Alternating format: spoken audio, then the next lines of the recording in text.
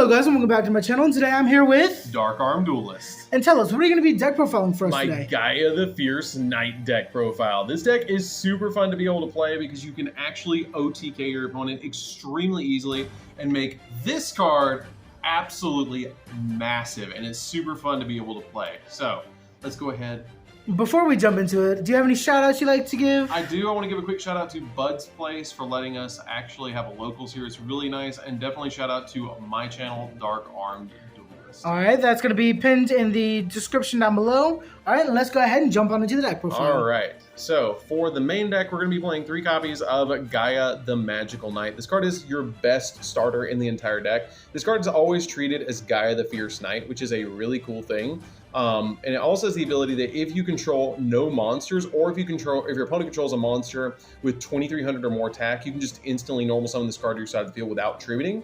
And when it's summoned to your side of the field, you get to special summon out a level 5 dragon monster from your hand or graveyard in defense position, which is always going to be your copy of your Curse of Dragon, the Cursed Dragon of Dragon Curses and stuff, you know, because it has cursed in the name like 4 times. Exactly. But this card is really good because if you summon this card to your side of the field, if it's normal or special summoned, then you can add a spell or trap card from your deck to your hand that specifically lists Gaia the Dragon Champion, which is really nice because you can actually add Spiral Fusion, which is the main card you're going to get in the deck for this card's effect, because the main combo of the deck, to show you guys really quick, is to normal summon out this, and then special summon out this to your side of the field, and then search Spiral Fusion, which will let you either make this or make this, which is really, really good because they'll come out absolutely huge. All right. Which is really, really neat. I love the way that this deck plays. It's so simplistic in what it's trying to do and just trying to OTK the opponent as quickly as possible.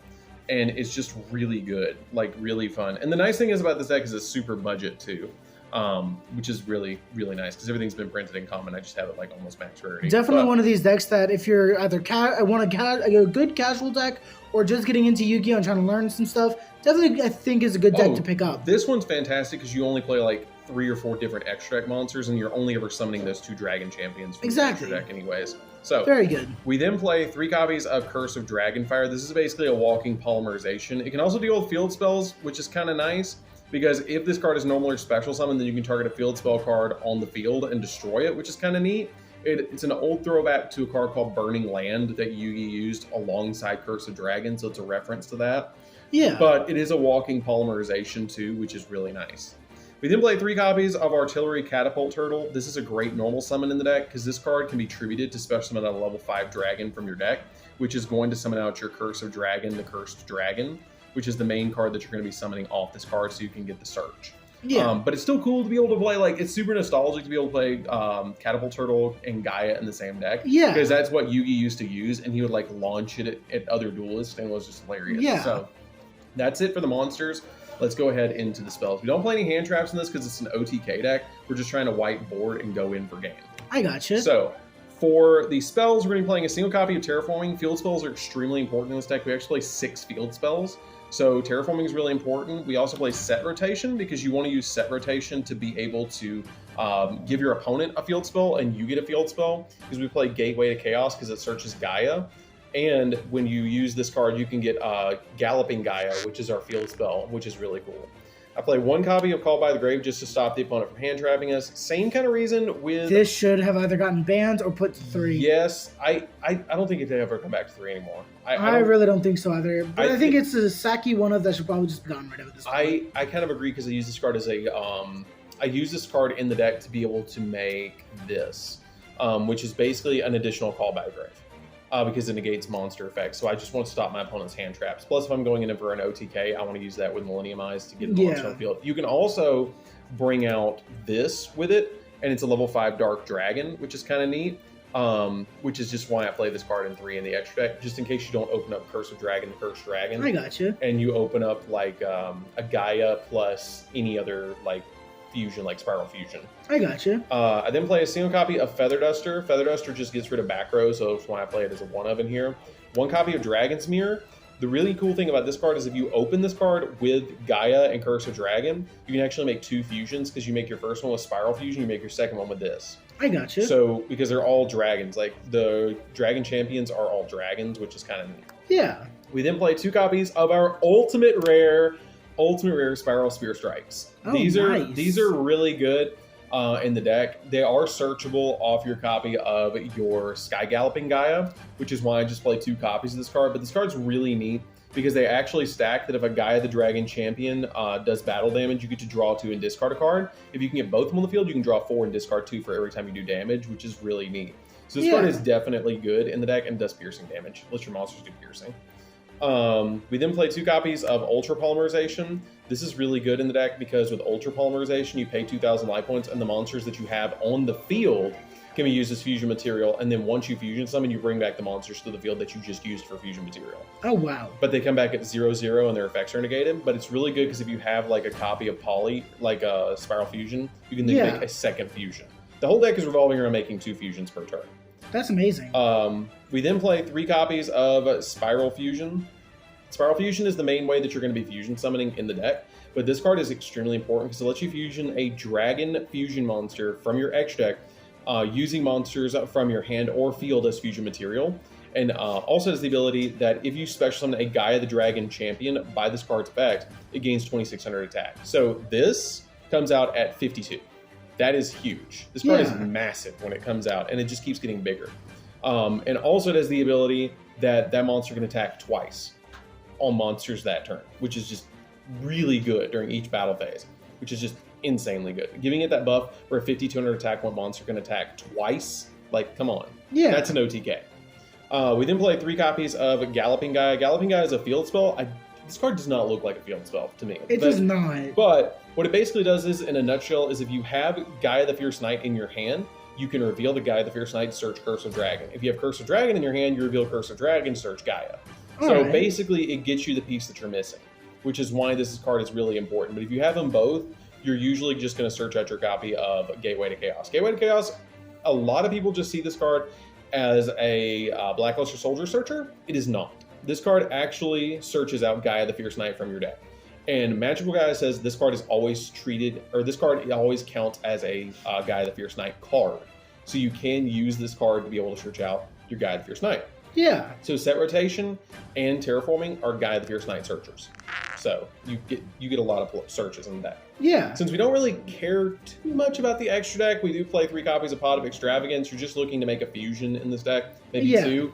As long as you don't banish all 3 of one of them, you're usually going to be fine. And I've even banished all 3 of one of the 2 of them, and you can still play in the deck. So this card is just really good to get you a draw too, because you want to be able to get to your Gaia and your Curse of Dragon. I gotcha. I then played 3 copies of Book of Eclipse, and I got to give a quick shout out to one of my patrons, actually Tyler, who set me up with this card. This card is ridiculously good in the deck because it changes all the monsters that your opponent control into face down defense position. And with your Gaia monsters and Spiral Spear Strike, you do piercing. So you flip them all face down, then you use this and you go in for game, and then your opponent doesn't get the benefit of drawing cards with this card, so you win. Yeah, because I was actually about to ask about that card. That actually makes a lot of sense. And I think you just flip them all face down. This was not my idea. This was actually one of my patrons, Tyler's idea, and I really appreciate it because we have a long running like rivalry with this deck that we play against one another every time we duel once a month, and he played this against me, and I was like, I'm using that. That's ridiculous. Awesome. So here's my newest addition to the deck is 3 Lightning Storm. I'm playing this to deal with back row because I don't want to deal with floodgates. And so you can use this first to be able to deal with your opponent's floodgates before you go in for the OTK. Or you can flip this to be able to deal with like all your opponent's monsters and then go in with like a 5,200 attack one monster. But I just want to say real quick that I love the rarity bump of that. Oh, me too. I love the like prismatic look to those cards. They look really good. But the neat thing is if you combo the copy of the book and Lightning Storm, you can flip all the monsters face down first. And then you can use Lightning Storm to be able to deal with all the back row, and you pretty much have a clear field to attack, which is really neat. So that's it for the main deck, guys. Let's get into the extra deck. So for the extra deck, we're going to be playing 3 copies of our boss monster, which is 3 copies of our Gaia, the Magical Knight of Dragons. Gaia, the Magical Knight of Dragons is really, really, really, really good. This card is ridiculous. It can pop a card by dropping its attack points down by 2,600.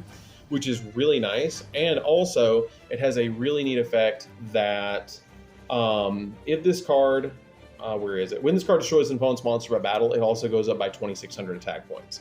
It has destroy a monster by battle. I didn't know if it was for attacking or if it just had to destroy it, but if it destroys a monster by battle, it goes up by 2,600. So this card comes out at 52 with Spiral Fusion. You swing into a monster, it goes up to 78.